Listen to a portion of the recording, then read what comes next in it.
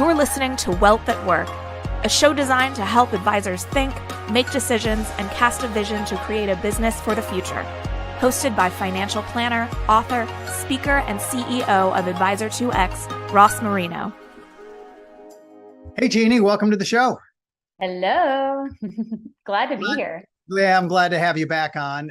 I'm looking forward to your session coming up at Wealth at Work, From Cold to Closed is what it's called. And as soon as I read that title, I thought about the what if questions, because I know whenever I hear stories of here's how I connected with a prospect, here's what we did, and here's eventually how I closed that person, I wonder what nuances are in it. But you actually have a defined process. Is this a process you take with every single prospect, or do you mix it up a little bit?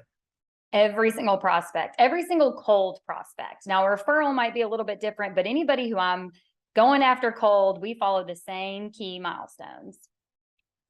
So if someone comes in cold, what kind of expectations would we have with a prospect? Is there literally a 2 or 3 months sometimes, or sometimes 2 or 3 years, or can you say the bulk of them fall within a particular time frame?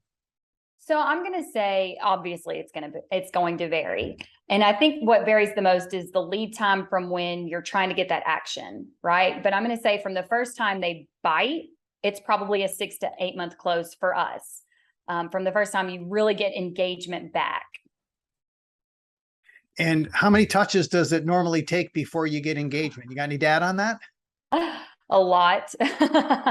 I probably could pull that data, but one of the first milestones we do is, of course, connect on LinkedIn, which it's hard to count those drips. And then, of course, the email drip. So yeah, it's hard to track those, but a lot. It's a heavy lift. Yeah. And the good part is, with most aspects of our business, the effort is in acquiring clients. And I know there's all these stats on this is what it costs to acquire a client versus keep a client. I can just take my own personal practice. In general, clients don't leave. And yes, there's always the 1 or 2, but in general, the bulk of your clients, they're going to be with you for life. So regardless of the lead time, I'd imagine it doesn't matter how much you put in up front. If they're a good fit client, you're probably not worried about that. Well, true. That's absolutely true. But what you're also looking for is the momentum and the snowball, right? Like at any given point in time, you should have a prospect at a different phase of the pipeline. So it's not going to feel like you're just twiddling your thumbs for a year. You have them constantly falling.